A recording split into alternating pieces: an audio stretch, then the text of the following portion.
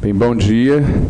Antes de mais nada, queria agradecer o convite e parabenizar a mesa pela realização do evento, que conseguiu fazer exatamente no Dia Mundial de Combate ao Tráfico de Pessoas, dentro da Semana Coração Azul, que é uma semana de campanha, né, de conscientização, que inclusive a gente tem a Ludmila e a Rebeca aqui com a camiseta do Coração Azul. Elas são da Secretaria de Direitos Humanos e trabalham nos comitês.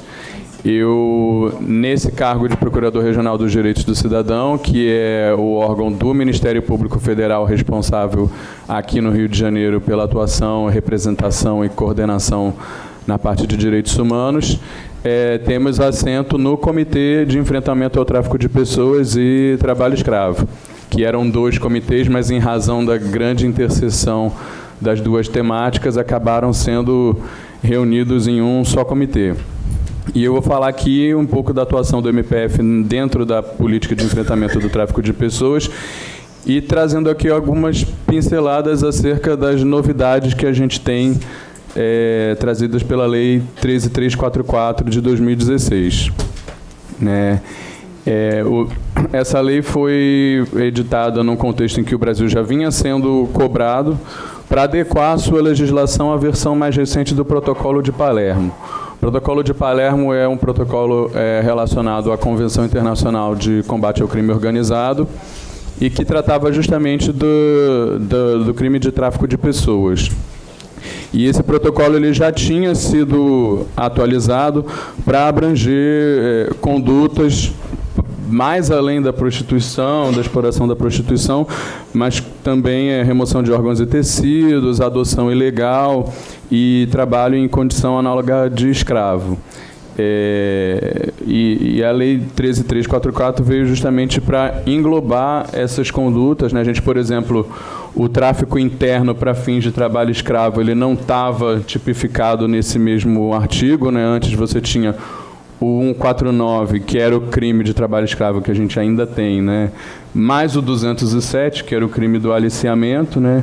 Agora, o crime do tráfico interno para fins de trabalho escravo, ele está englobado no 149, junto com as outras modalidades de tráfico de pessoas, para fins de adoção ilegal, de remoção de órgãos e tecidos, para exploração da prostituição.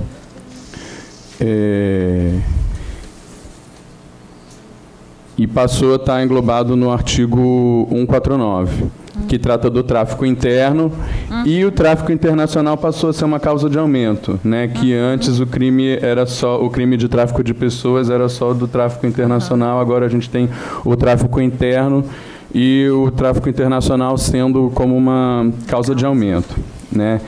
E a lei ela não só trouxe essa mudança na tipificação penal, mas ela traz a estruturação de toda a política de enfrentamento ao tráfico de pessoas, em 3 eixos, né, que a gente fala que é o eixo da prevenção, o eixo da repressão e o eixo da assistência às vítimas. E a doutrina mais recente já vem falando, e eu acho super pertinente, de um 4º eixo, que é o eixo de cooperação. E que é justamente não só a cooperação entre os países, porque a gente sabe que o tráfico internacional a gente não consegue combater se não tiver os instrumentos, se não puder utilizar os instrumentos de cooperação internacional, mas cooperação entre as instituições e cooperação com a sociedade civil. E isso me parece bem nítido quando a gente vai ver no artigo 3º da Lei 13.344, que fala dos princípios e das diretrizes, né, o enfrentamento ao tráfico de pessoas atenderá às seguintes diretrizes. 1. Fortalecimento do Pacto Federativo por meio da atuação conjunta e articulada das esferas de governo no âmbito das respectivas competências. 2. Articulação com organizações governamentais e não governamentais nacionais e estrangeiras. 3. Incentivo à participação da sociedade em instâncias de controle social e das entidades de classe e profissionais na discussão das políticas sobre tráfico de pessoas. 4. Estruturação da rede de enfrentamento ao tráfico de pessoas envolvendo todas as esferas de governo e organizações da sociedade civil. E por aí vai, quer dizer, então é cooperação entre os países, cooperação entre as instituições e cooperações com a sociedade civil. E a política de enfrentamento ao combate ao tráfico de pessoas, ela não tem como andar se não for assim, com essa união de esforços. Né? E aqui a gente tem um exemplo concreto, que é justamente na estruturação da política na forma desses núcleos ou comitês, como a gente tem aqui no Rio de Janeiro. E é importante que talvez a atuação do comitê não tenha sido, não seja tão divulgada, mas tudo isso que a gente estava falando é feito no comitê, né? Quer dizer, a gente tem lá a Defensoria Estadual, tem a Defensoria Federal, tem a Polícia Federal, Polícia Rodoviária, Guarda Municipal, Secretarias de Governo, Ministério Público Federal, Ministério Público do Trabalho, Ministério Público do Estado, e isso permite não só que esses órgãos, cada um esteja ali atuando na sua esfera de competência, mas como também colabore nas outras ações.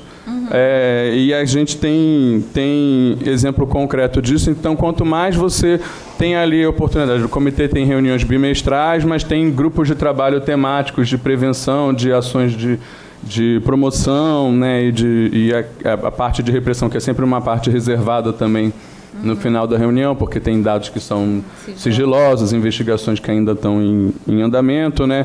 Mas essa liberdade de você dar a sua opinião e colaborar no trabalho que, em princípio, seria da outra instituição.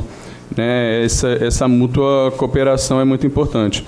Né, a gente precisa, por exemplo, para instruir uma denúncia, uma ação penal, às vezes a gente precisa de dados, de estatísticas para convencer o judiciário. E essas estatísticas, muitas vezes, elas estão sendo produzidas pela academia, pelas ONGs, a gente tem representantes de universidades ali, pesquisadores. O MP do Estado, ele está lá, ele inclusive apresentou para o comitê o Sinalid, né, esse sistema informatizado de localização de pessoas, foi desenvolvido pelo MP do Estado aqui, mas ele já está sendo utilizado em âmbito nacional. E a gente já debateu em várias reuniões, inclusive, como inserir os dados das pessoas resgatadas por tráfico de pessoas e trabalho escravo, inserir os dados nessa plataforma quando as pessoas são resgatadas, para conseguir fazer esse cruzamento, porque muitas vezes a pessoa que está desaparecida, ela pode ser uma vítima de trabalho escravo ou tráfico de pessoas, e muitas vezes a gente tem o Grupo Móvel de Fiscalização, que também espelha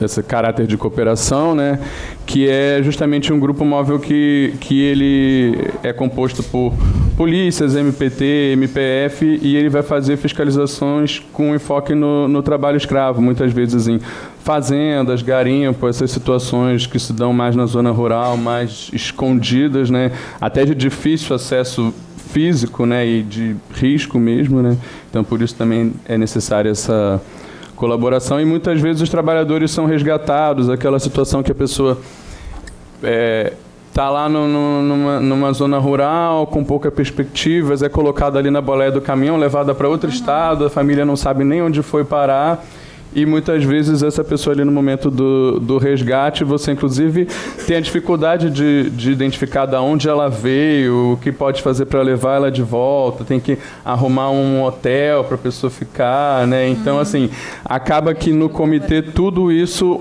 as instituições se ajudam, né? O MPT faz muitos taques, então ajuda o poder público a conseguir verbas para isso, para pagar um hotel no dia da ação de fiscalização, ou para custear uma ação de campanha, de conscientização, porque a gente sabe que o orçamento é pequeno. Então as coisas só funcionam porque as instituições estão ali sempre atuando em parceria.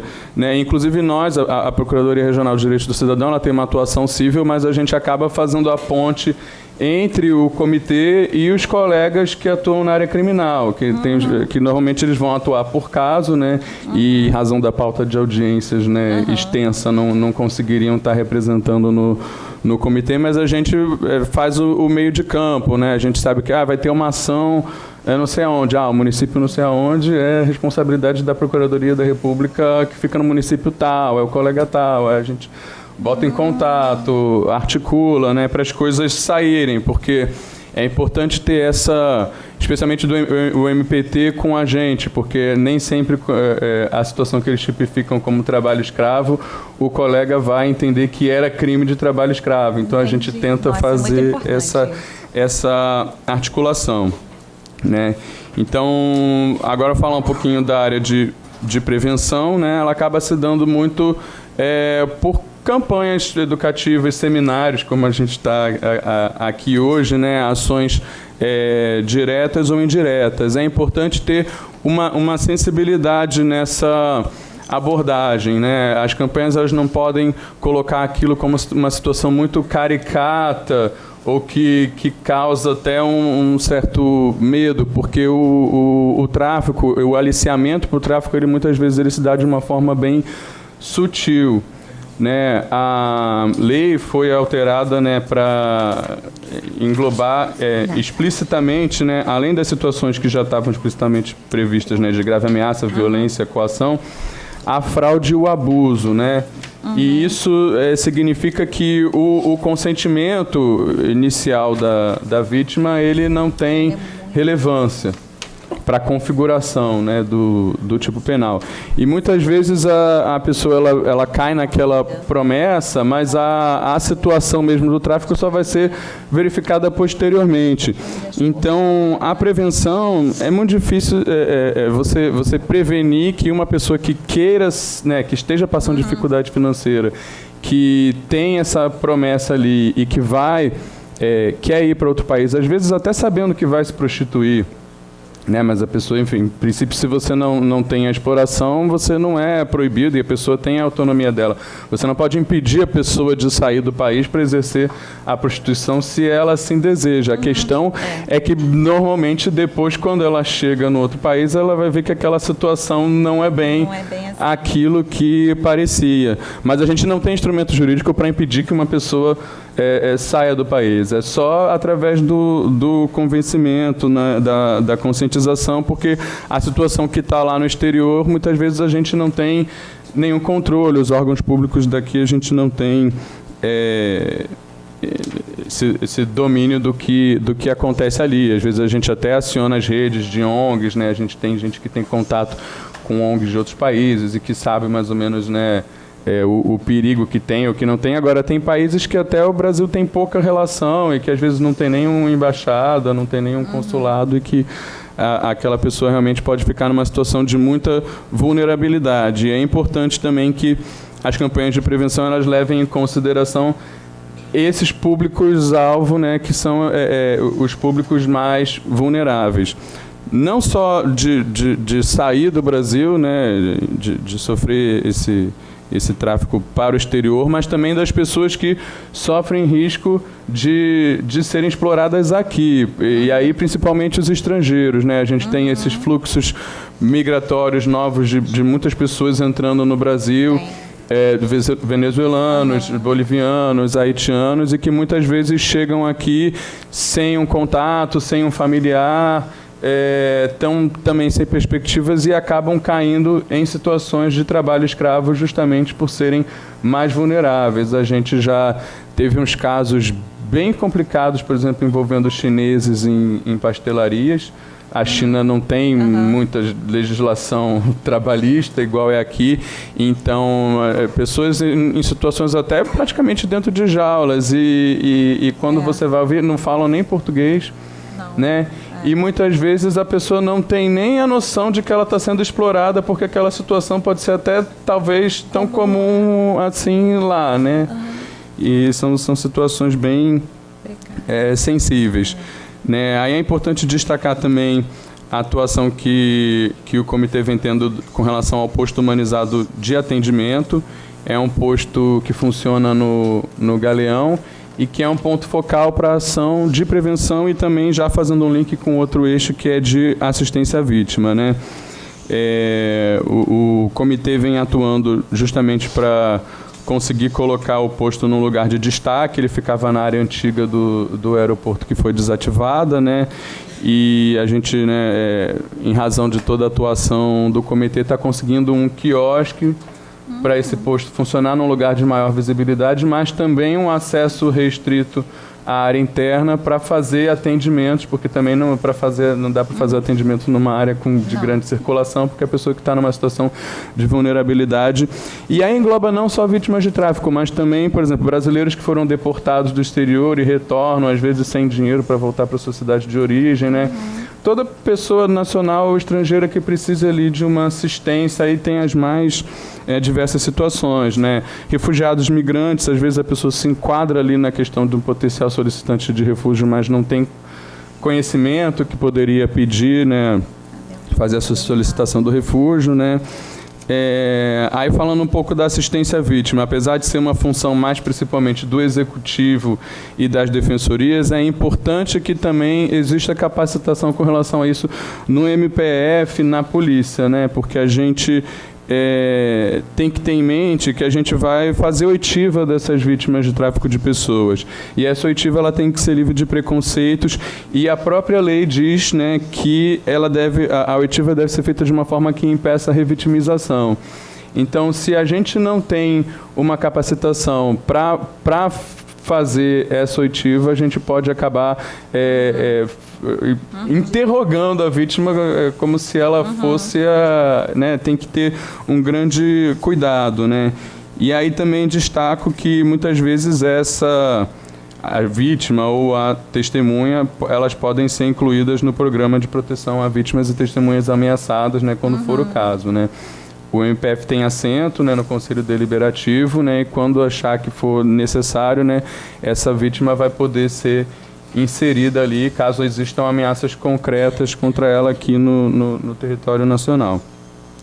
Ou às vezes até alguém de fora que esteja ameaçando, né, a família aqui. Inclusive, eu atuei num caso de tráfico de pessoas, atuei inclusive na esfera criminal lá no Pará, e que a pessoa conseguiu fugir lá do esquema lá fora, e eles mandaram matar um parente dela aqui no Brasil, né?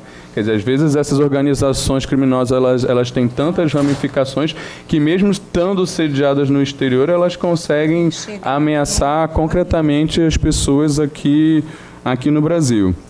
Com relação à assistência, é importante, né, falar que foi incluído, né, no Estatuto do Estrangeiro o artigo 18A, que concede residência permanente às vítimas de tráfico de pessoas no território nacional, independentemente de sua situação migratória e de colaboração em procedimento administrativo, policial ou judicial, né? Porque a gente tinha a situação, a pessoa estava vítima de uma situação de tráfico de pessoas aqui, e aí era liberada e era deportada, né? Enfim, uma situação até meio incongruente, né? A pessoa que está numa situação de vulnerabilidade e você enxota ela do país, assim, de qualquer forma. E também acabava prejudicando o andamento dos processos, porque você precisa do depoimento, né? Enfim. E isso foi também uma novidade. Agora, já falando mais da área da repressão, que é o que o pessoal mais quer ouvir do Ministério Público, né? A gente tem duas novidades assim, principais com relação à investigação, que já tem uma certa polêmica, já foram objeto, inclusive, de ação direta de inconstitucionalidade pela, acho que é a Confederação lá das Telefônicas, né? Uma é o 13A, que foi inserido no Código Penal, que o representante do Ministério Público ou o delegado de polícia poderá requisitar aos órgãos do poder público ou ainda a qualquer empresa de iniciativa privada dados e informações cadastrais da vítima ou de suspeitos. Requisição que deve ser atendida no prazo de 24 horas, né? Enfim. Aí já tem uma DIN contra esse dispositivo. Eu até entendo que esses dados, informações cadastrais, eles podem ser considerados sigilosos. Públicos certamente não são, apesar de que até ontem as empresas vendiam os nossos cadastros aí, né, a seu bel prazer. A gente vive recebendo ligação aí de bancos e telefônicas e concessionárias que a gente não tem qualquer relação, oferecendo coisa. Aliás, se você for aposentado do INSS, então, recém-aposentado, você vai receber 300.000 ofertas de empréstimo consignado. Então, assim, não são dados públicos, mas o tratamento que tem sido dados a ele, né? Agora, uma coisa é ser sigiloso, outra coisa está sujeita à reserva de jurisdição. né? O que está sujeito à reserva de jurisdição é a interceptação das comunicações telefônicas e os sigilos bancário, fiscal e dos dados telefônicos, né?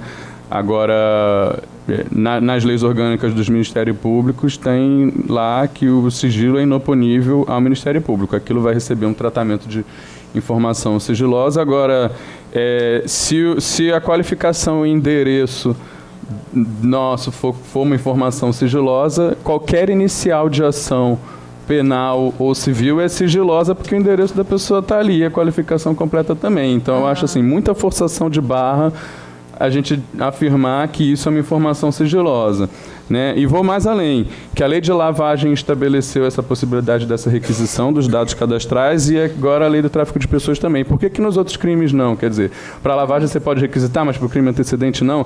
Então não tem muito sentido. A gente vem requisitando e elas vêm prestando, né? Não tem mais se recusado a prestar sob a alegação de que isso seria uma informação sigilosa, né? A gente tem que ser necessário uma ordem judicial só para você obter a qualificação e o endereço de alguém, né? Eu acho completamente despropositado. O outro dispositivo, o artigo 13b, aí já tem uma polêmica um pouco maior, né? Que o Ministério Público ou o delegado poderá requisitar, mediante autorização judicial, às empresas de telecomunicações que disponibilizem imediatamente os meios técnicos adequados, como sinais, informações e outros que permitam a localização da vítima ou dos suspeitos do delito em curso. Isso através do sinal telefônico, você, pela antena que aquela pessoa está utilizando, você localizá-la. Aí realmente é um dado telefônico, apesar de ser um metadado, né, não é o dado de quem ligou para ninguém, ele é um dado telefônico. Então eu acho que somente num caso de urgência urgentíssima, aquela pessoa assim, tem informação de que ela está praticamente atravessando a fronteira, né, e tudo mais. Né, doutor? Mas tem um parágrafo que fala que se o juiz não decidir em 12 horas, aí é complicado, né? Se o juiz você não decidiu em 12 horas, então eu vou requisitar direto. Na dúvida é melhor pedir a autorização judicial, porque, de certa forma, é um dado telefônico, né? Então, para evitar nulidade, a não ser que seja urgência urgentíssima, e aí você peça o dado e submeta a homologação judicial logo em seguida, né? Caso seja uma situação que a pessoa esteja em vias de sair do país e você vai perder aquela prova, vai perder, né? Bem, eram as coisas que eu tinha destacado aqui para falar inicialmente. Também não quero tomar muito tempo de fala dos demais, e também, né, não sei se no final vai abrir para perguntas, né? A gente vai, também... Se der tempo, a gente vai abrir, doutor. Obrigado. Nada.